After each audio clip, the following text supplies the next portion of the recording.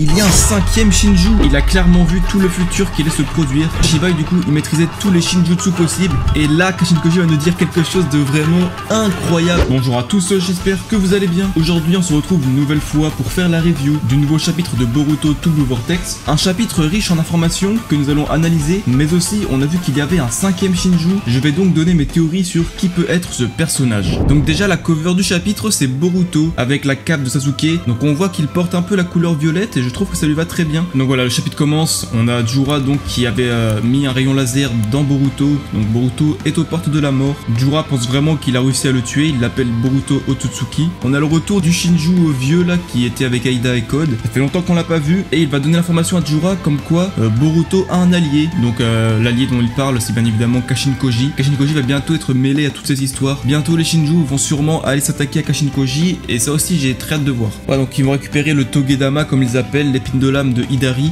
Jura nous apprend que le Togedama peut pourrir, donc c'est pour ça qu'ils vont rentrer très vite à leur base, sinon ils ne pourront pas ressusciter Hidari du coup avec l'épine de l'âme. Boruto qui est aux portes de la mort, il va repenser à son flashback avec Kashin Koji et là on aura les révélations qu'il fallait avoir. Alors déjà la première chose qu'on apprend c'est que Boruto s'est fait traquer par tous les villages du monde entier, de tout le monde shinobi, pas seulement Konoha parce que là on voit qu'il y a des ninjas de Suna dans le fond et ensuite on apprend que Boruto est au pays du vent. Donc déjà ça veut dire que les ninjas de Suna ont traqué Boruto et je pense qu'il ne doit pas y avoir que Suna, il doit aussi y avoir sûrement Iwa, Kiri et Kumo. Donc voilà, le crapaud de Kashin Koji, il a retrouvé Boruto. Boruto il se méfie du crapaud mais il va lui dire qu'il n'est pas son ennemi. Donc ensuite du coup Kashin Koji il va faire une invocation inversée pour téléporter Boruto. Donc en fait il l'a sauvé parce qu'il y avait 20 shinobi de Suna qui étaient contre lui et comme Boruto ne pouvait pas les tuer, bah ça le mettait un peu dans la merde. Boruto demande où sommes-nous, Kashin Koji va lui dire dans un lieu reculé du pays du vent, donc ça nous confirme bien que c'était des ninjas de Suna. Et il va aussi nous dire que c'est une des bases abandonnées d'Orochimaru. Masterclass, Boruto qui se retrouve comme Sasuke dans un repère d'Orochimaru pendant l'ellipse. Je trouve cette référence vraiment très stylée. L'entrée du repère était discrète et Kashin Koji explique qu'il a rajouté un sort de Genjutsu pour la camoufler. Donc là Boruto il est sûr de pas se faire repérer. S'il se fait repérer c'est vraiment que les mecs sont trop chauds. Donc il nous apprend que le crapaud c'est un outil scientifique ninja. Donc ça c'est une petite information qui est sympa parce que du coup ça veut dire que Kashin Koji n'a pas vraiment de pacte avec le mont Myuboku. Il ne peut pas vraiment invoquer les vrais crapauds. Et ça nous explique aussi pourquoi Kashin Koji pouvait voir à travers l'œil du crapaud aussi. Boruto ne l'avait pas reconnu donc Kashin Koji avait gardé son masque cassé. Je me demande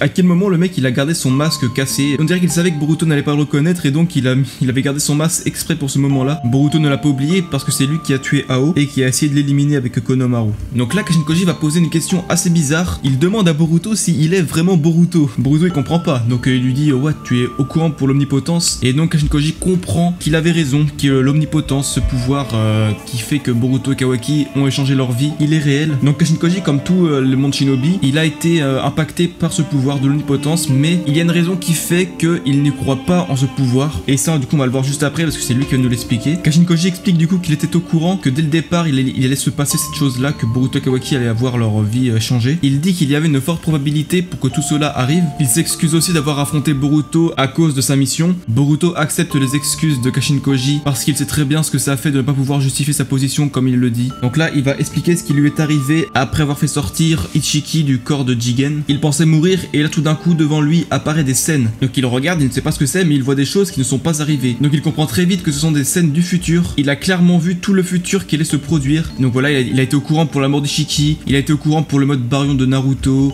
ensuite il a été au courant pour le pouvoir de l'omnipotence d'Aida sur Kawaki, et il a été au courant aussi pour une autre chose, les Shinju. Sauf que comme on le sait, nous, il y en a 4 des Shinju. Sauf que là, regardez dans le fond, il y a un 5e Shinju. Donc en fait, là, Kashin Koji, il a vu un futur que même nous, on n'a pas encore vu. Le 5e Shinju. Alors je me demande vraiment qui c'est. Si on descend un peu plus bas, on le voit de plus près, on voit qu'il a une marque en dessous de l'œil. Donc ce Shinju, j'ai surtout un personnage qui me vient en tête quand je le vois, mais je vais le dire à la fin de la vidéo. Kashin Koji comprend que pour sauver en fait la planète entière, ce qu'il faut, bah, c'est détruire Jubi lui-même, donc l'arbre divin. Il comprend qu'il lui reste des choses à faire, qu'il ne pouvait pas mourir ici, et cette référence est magnifique. C'est comme Jiraiya face à Pain quand il était au bord de la mort et qu'il s'est relevé juste pour écrire le message codé sur le dos de Fukazaku. Cette référence est vraiment magnifique, j'aime beaucoup. Donc voilà, Boruto ne comprend pas comment Kashin Koji a eu le pouvoir de voir le futur. C'est donc là que Kashin Koji va nous rappeler que Amado a transplanté des cellules de Shibai Otsutsuki dans les membres de Kara, parce qu'en fait il est dit que Shibai du coup il maîtrisait tous les Shinjutsu possibles. Donc un Shinjutsu c'est un pouvoir Otsutsuki, donc un pouvoir divin que les shinobi ne maîtrisent pas. Et donc comme ce Shibai maîtrisait tous les Shinjutsu, et bah les membres de Kara ont éveillé certains du coup de ses pouvoirs. Donc on a Code qui a eu le pouvoir des marques de de griffes, Daemon qui a le pouvoir de réfléchir toutes les attaques, et Ada qui a un pouvoir du coup comme ils nous le disent, miraculeux, presque divin. Donc voilà, le pouvoir de l'omnipotence, le pouvoir de faire tomber amoureux tout le monde. Et il nous dit aussi que Boro, Delta et lui du coup, ils n'ont pas eu de pouvoir. Sauf que quand il était au bord de la mort, eh bien son pouvoir, le Jippo, les 10 directions, s'est éveillé. Il a pu voir les scènes du futur.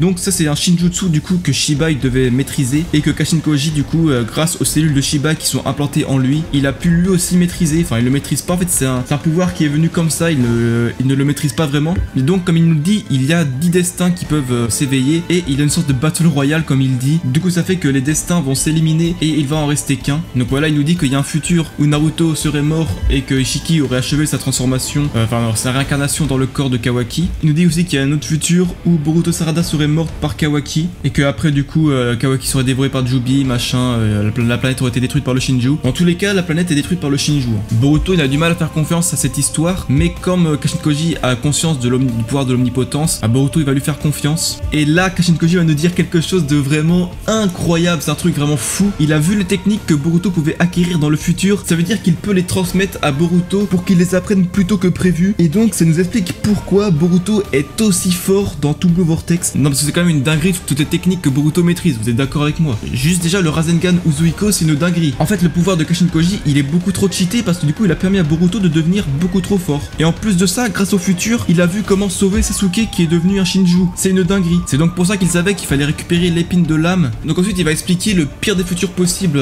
à Boruto. Mais en fait le pire des futurs, c'est celui qui se passe en ce moment même. Et donc en fait que Jubi échapperait au contrôle de code et qu'il connaîtrait une nouvelle évolution. Et donc c'est comme ça que les Shinju seraient apparus. Et donc c'est ça le pire futur, c'est le présent en fait. Là les Shinju existent bel et bien. Il dit aussi que le plus dangereux ce serait Jura et que Boruto serait tué par lui. Alors est-ce que Boruto aurait dû donc être tué par Jura suite au rayon laser? Moi je pense que ça devrait être ça. Je pense qu'en fait que Boruto il était censé mourir par Jura à cause du rayon laser, mais il n'avait pas prévu une chose, c'est que Boruto aurait été conscient de l'épine de l'âme, et donc comme il a fait en sorte que Hidari se transforme en épine de l'âme, ça fait que Jura n'a pas eu le temps d'achever Boruto parce qu'il a dû partir ressusciter Hidari. Je pense que c'est grâce à ça que Boruto n'est pas mort, et donc peut dire merci à Kashin Koji qui a vu le futur. Boruto explique que dans tous les cas, quoi qu'il arrive, il ne veut pas tuer Kawaki. Son objectif est d'obliger son frère à ouvrir les yeux et de faire revenir la famille Uzumaki. Il veut que son frère redevienne celui qu'il était, donc changer sa mentalité, comme Naruto a réussi avec Sasuke, c'est magnifique. Et ensuite, la planche de fou, Boruto qui dit qu'il sait ce qu'il a à faire, il va se débarrasser de Code et de Jubi, tout en mettant son bandeau, du moins le bandeau de Sasuke, et ça, c'est magnifique. En fait, en faisant ça, Boruto nous dit que sa mission commence, sa mission de se débarrasser de Code et de Jubi. Il met son bandeau, il redevient un ninja, et sa véritable mission commence, c'est magnifique. Donc voilà, ensuite Boruto se réveille, Sarada est blessée, Imaori pareil va se réveiller et elle va sauver Sarada comme elle l'a fait avec Inojin, avec le pouvoir donc de Kurama. Imaori qui considère donc Boruto toujours comme son frère, elle va donc aller le sauver aussi, mais Kawaki lui dit attends un peu, ne t'approche pas de lui. Donc là Sarada commence à s'énerver un peu.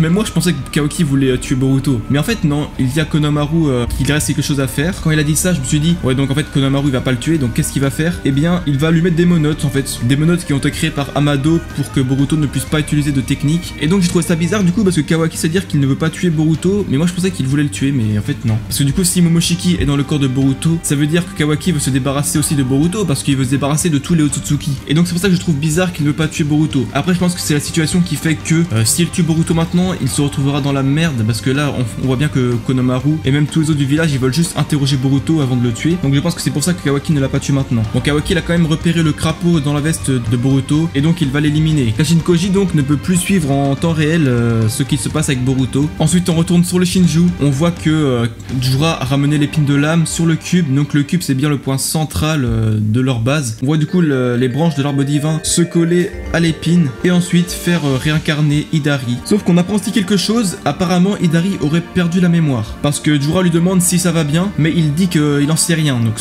pour moi il a perdu la mémoire, mais du coup comme le dit Jura, s'il a reconnu son prénom c'est que du coup il sait qu'il est Hidari, donc du coup il a toujours la conscience d'être le même personnage, mais du coup il a oublié ce qui s'était passé. Du moins c'est comme ça que je l'interprète. Ensuite on voit que les fruits, en fait les épines de l'âme, ils poussent directement de l'arbre divin et que c'est ça qui fait qu'un Shinju est créé. Parce qu'on voit du coup là c'est le Shinju de Moegi qui va cueillir comme si c'était un fruit de chakra, sauf que c'est pas un fruit. Elle va directement le récolter et elle va le poser sur le cube et donc un nouveau Shinju va apparaître. Et donc c'est totalement logique que du coup c'est le 5e Shinju que Kashin Koji a vu dans le futur, qu'on a vu au début du chapitre. Alors le 5e Shinju, qui est-ce? Parce que là là c'est la fin du chapitre. On voit qu'il y a un nouveau Shinju qui va apparaître. Jura lui dit qu'il va falloir lui trouver un nom. Donc déjà je vais remonter un peu le chapitre pour voir où est-ce qu'on avait vu le 5ème Shinju. Donc c'était ici. Il y a une personne qui me vient en tête pour l'instant. Alors j'ai vu sur les réseaux qu'il y en a qui ont dit que c'était Naruto parce que ça faisait comme parce que les traits ça faisait comme sa moustache en mode Kurama. Mais bon, je pense pas du tout que ça peut être Naruto pour plusieurs raisons. La première c'est que Naruto est dans une dimension que seul Kawaki connaît l'existence. Donc c'est impossible qu'ils l'ont retrouvé. De plus, il y aurait aucun intérêt à faire que Naruto est un Shinju, sachant que Sasuke l'est déjà. Moi je pense pas que les auteurs